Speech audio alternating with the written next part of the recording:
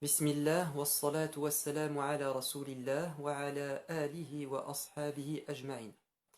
La semaine dernière, nous avons tenté de prouver par la raison que l'existence de Dieu euh, n'est pas une superstition, n'est pas une opinion euh, fondée sur aucune preuve rationnelle, mais bien au contraire, l'observateur scientifique qui porte un regard euh, rationnel sur le monde qui l'entoure, découvre que ce monde n'est pas le fruit du hasard, mais que bien au contraire, il est régi par des lois bien précises, minutieuses, qu'il y a un design et donc qu'il y a un designer, il y a un ordre et donc un organisateur, il y a de la complexité et donc il y a une intelligence, il y a de la beauté, donc il y a un artiste. Cet artiste, cette intelligence supérieure, ce designer, c'est, on le dit dans un vocabulaire religieux, c'est Dieu, le Créateur. C'est cette volonté toute puissante. Une fois que nous sommes convaincus par notre raison qu'il y a un Créateur, un Dieu existant qui est à l'origine de ce monde, la question qui vient juste après, c'est de se dire qui est-il vraiment? Où se trouve-t-il? Pourquoi nous a-t-il créés? Qu'est-ce qu'il attend de nous? Comment il est? Qu'est-ce qui lui plaît? Qu'est-ce qui lui déplaît? Nous avons beaucoup de questions que nous pose notre raison après avoir découvert l'existence d'un Dieu créateur. Et là, immédiatement, je vous mets dans une situation pour vous prouver que la raison a besoin absolument de la révélation pour avoir des réponses convaincantes et apaisantes à ces questions existentielles. La question de l'origine, d'où vient-on? La question du devenir, de la destinée, que se passera-t-il après la mort? La question du sens de l'existence. Et la raison ne peut pas apporter de réponse, convaincante seule. Alors, la situation imaginaire dans laquelle nous pouvons nous retrouver pour essayer de comprendre cette idée, imaginez-vous que nous sommes dans une pièce hermétiquement close, il n'y a qu'une porte, une porte qui donne accès à cette pièce, et nous sommes à l'intérieur, assis avec des amis, et nous entendons un bruit à la porte, donc quelqu'un qui toque à la porte. Et assis à notre place, nous allons nous poser des questions sur qui est cette personne derrière la porte. Alors nous savons par notre ouïe, nos sens, parce que notre raison accède à la connaissance par les sens, c'est une connaissance sensible. La première des choses, c'est euh, nous savons qu'il y a quelqu'un derrière la porte, quelqu'un qui existe derrière la porte. Ça, c'est une évidence, puisqu'on a entendu un bruit, et c'est un bruit qui n'est pas anodin, qui n'est pas hasardeux, c'est un bruit qui se répète de manière régulière, on sait donc que c'est un être humain qui est derrière. Ça, c'est une chose qui est, presque sûre et certaine pour notre raison. Maintenant, la raison peut aller un peu plus loin en se disant quelle est l'identité de cette personne, est-ce un homme ou une femme? Et là, c'est difficile d'avoir une réponse juste et surtout unanime. Chacun va apporter une interprétation en disant moi je pense que c'est une femme pour telle raison et moi je pense que c'est un homme pour telle raison. Et ensuite on pourrait se poser une autre question, comment s'appelle cette personne? Cette personne, d'où vient-elle? Quel est l'objet de sa venue? Combien a-t-elle de cheveux sur la tête? Quel poids fait-elle? Évidemment, la raison ne peut pas apporter de réponse juste à ces questions parce que ça dépasse la raison. La raison ne peut pas accéder à une connaissance des phénomènes si elle est coupée de ses sens. On a besoin de voir la personne, de lui poser nos questions et d'entendre ses réponses. Si nous restons assis à notre place à réfléchir, à émettre des hypothèses, nous allons non seulement diverger, mais nous égarer. Lorsque la raison s'invite dans des questions qui la dépassent, qui dépassent ses sens, elle va diverger et elle va s'égarer. Il faut donc ouvrir la porte tout simplement et échanger avec la personne, ou constater avec nos yeux de qui s'agit-il. C'est pareil avec Dieu. Nous savons que Dieu est derrière la porte. Que Dieu est derrière la porte. Il est là quelque part, il existe. Nous sommes aussi convaincus de son existence que nous savons que quelqu'un existe derrière la porte. Et donc nous avons besoin que ce Dieu ouvre la porte. Parce que nous, on ne peut pas l'ouvrir. Ouvrir la porte, ça signifie entrer en contact avec Dieu après notre mort. La seule manière d'avoir des réponses, c'est de les avoir de la part de Dieu et que lui se révèle à nous. Donc l'ouverture de la porte signifie la révélation. Et la bonne nouvelle, c'est que Dieu s'est révélé à l'homme. Parce que Dieu n'a pas créé l'homme sur terre en vain. C'est d'ailleurs confirmé par un verset du Coran. أَفَحَسِبْتُمْ أَنَّمَا خَلَقْنَاكُمْ عَبَثًا وَأَنَّكُمْ إِلَيْنَا لَا تُرْجَعُونَ. Pensez-vous que nous vous avons créé en vain, sans raison, et que vous n'allez pas retourner à nous? Donc Dieu n'a pas créé ce monde complexe et n'y a pas mis l'être humain de manière arbitraire, juste par jeu, par amusement, pas du tout.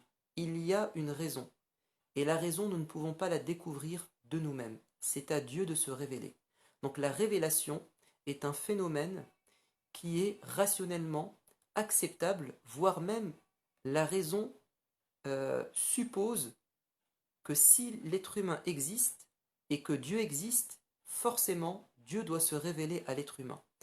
Et ça, c'est une chose qui a été vérifiée à travers l'humanité, puisque il n'y a pas une société qui a existé depuis la nuit des temps sans qu'elle n'ait eu de religion, c'est-à-dire sans qu'il n'y ait eu un phénomène de révélation dans ces sociétés.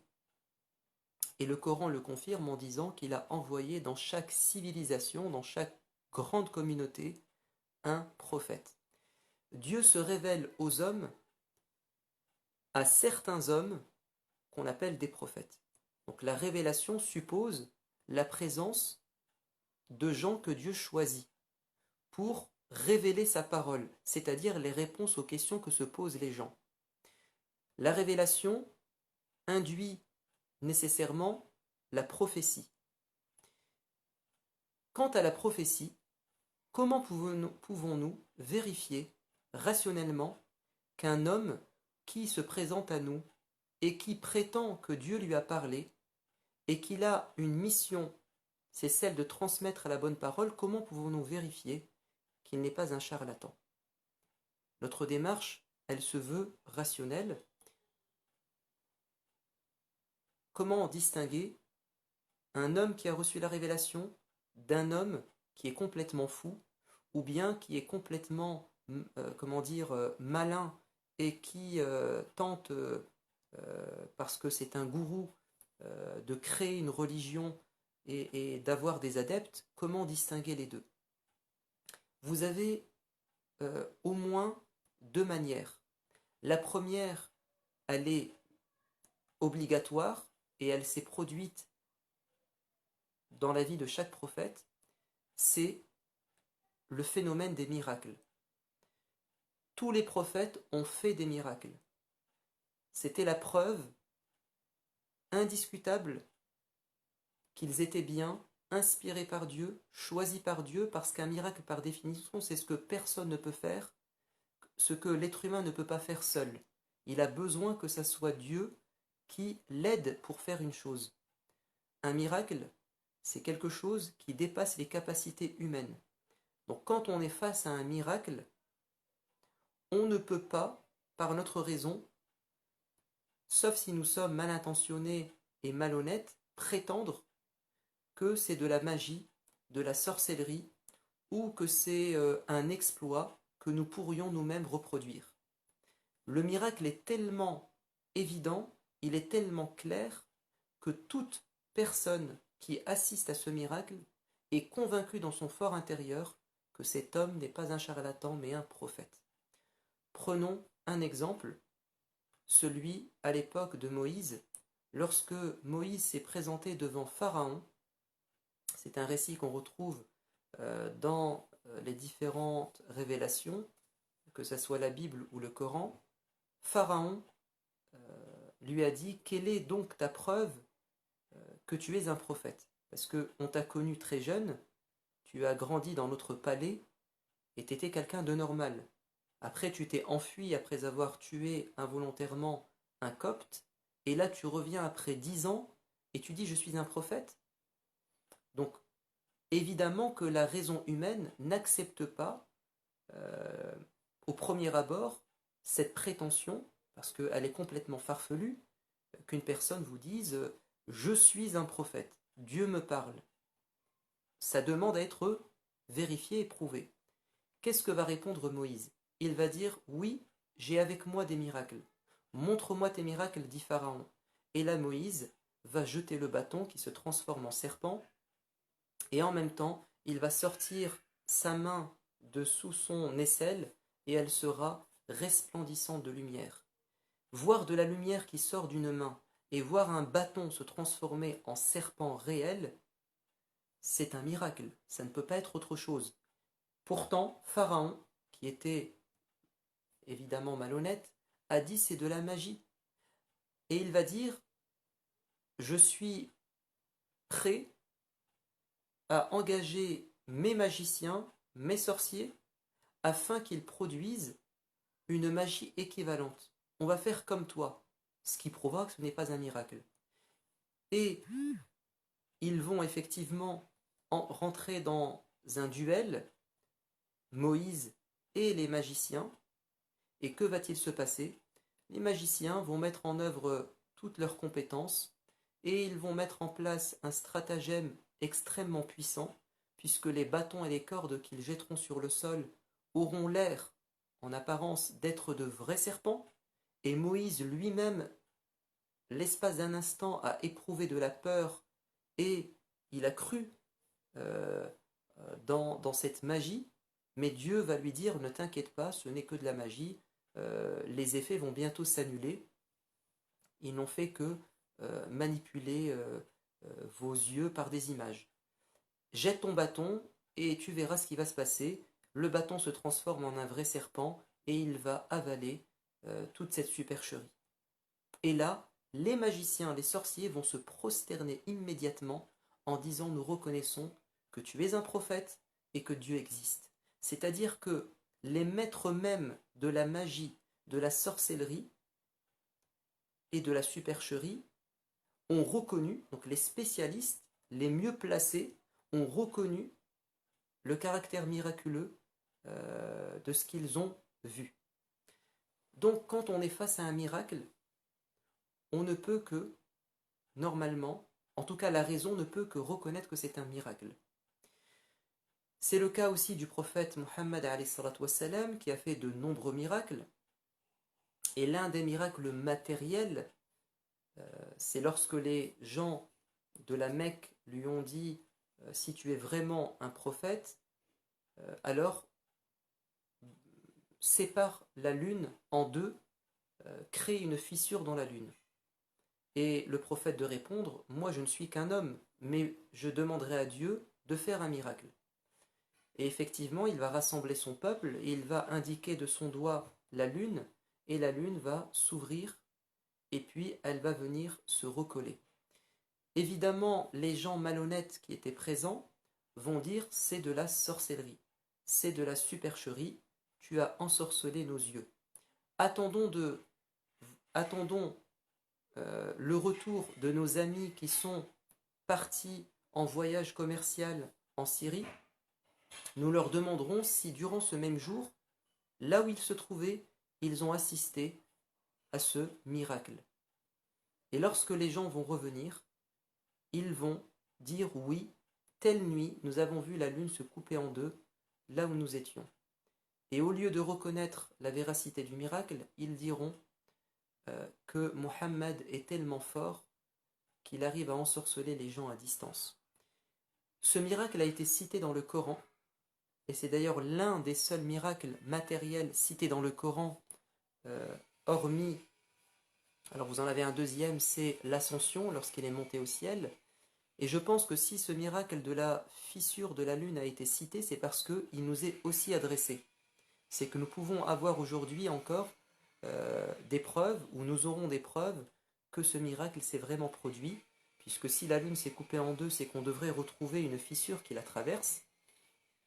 Et j'ai lu il y a quelque temps qu'ils ont découvert des tablettes, après des fouilles archéologiques, je pense au Mexique, donc là où se trouvait la civilisation des Aztèques, des Incas, et ils ont découvert des tablettes où il y avait dessiné un calendrier solaire et lunaire, et on représentait la lune par un lapin, la tête d'un lapin. C'était le symbole de la lune. Et à un moment donné, dans ce calendrier, vous avez la tête d'un lapin qui est coupée en deux, en fait. Elle est en deux moitiés. Et en datant cette tablette au carbone 14, ça remonte au 7e siècle, c'est-à-dire ça correspond à l'époque où ce miracle a eu lieu. Donc il a eu lieu dans le ciel et tout le monde l'a vu, enfin tous ceux qui se trouvent dans un endroit sur Terre où il faisait nuit durant le même moment, ils ont vu cette lune se couper en deux. Bref, tout ceci pour dire que la révélation est nécessaire et qu'elle n'est pas difficile à saisir et à accepter pour la raison. À partir du moment où on accepte par sa raison que Dieu existe, on doit également accepter, c'est pour moi quelque chose de logique, que Dieu se révèle à l'être humain et qu'il lui parle et qu'il lui dise ce qu'il attend d'eux, des êtres humains. Et c'est ce que nous verrons dans la 3e partie, la semaine prochaine, c'est quel est le contenu de cette révélation, de ce message qui a été transmis par des prophètes. Ah oui, avant de terminer, j'ai oublié de vous dire que la première preuve que cet homme est un prophète, c'est qu'il fait des miracles, et la deuxième preuve, c'est qu'il est irréprochable au niveau, alors c'est pas une preuve, mais c'est une condition, c'est qu'il est irréprochable au niveau de son caractère, de sa morale, puisqu'il est censé incarner la religion de Dieu, et il est censé être un modèle et un exemple, puisqu'il va appeler les gens à des valeurs morales. Donc Dieu va faire en sorte que les prophètes, depuis leur naissance jusqu'à leur mort, soient protégés et préservés des grands péchés, des grandes erreurs, pour qu'on ne puisse pas dire que ils ne sont pas légitimes, étant donné qu'avant d'être prophètes, ils avaient comment dire, un passé compromettant, un passé de menteur par exemple, un passé d'une personne moralement, comment dire, accusée de certaines choses. Il faut que le prophète soit irréprochable dans son caractère, dans sa morale, dans sa vie quotidienne. Et on en parlera peut-être plus tard, c'est que on verra que quand on trouve des choses qui sont attribuées à un prophète et qui ne correspondent pas à cette perfection morale, il faudra mettre en doute ce qu'on a attribué à ce prophète parce que ce n'est pas compatible. Mais ça, on le verra plus tard. On traitera la semaine prochaine du contenu de la révélation. Qu'est-ce que contient la révélation et comment faire la différence entre une révélation qui vient de Dieu et une révélation qui ne peut pas venir de Dieu en fonction de son contenu. Je vous dis à la semaine prochaine. Wassalamu alaikum wa rahmatullah.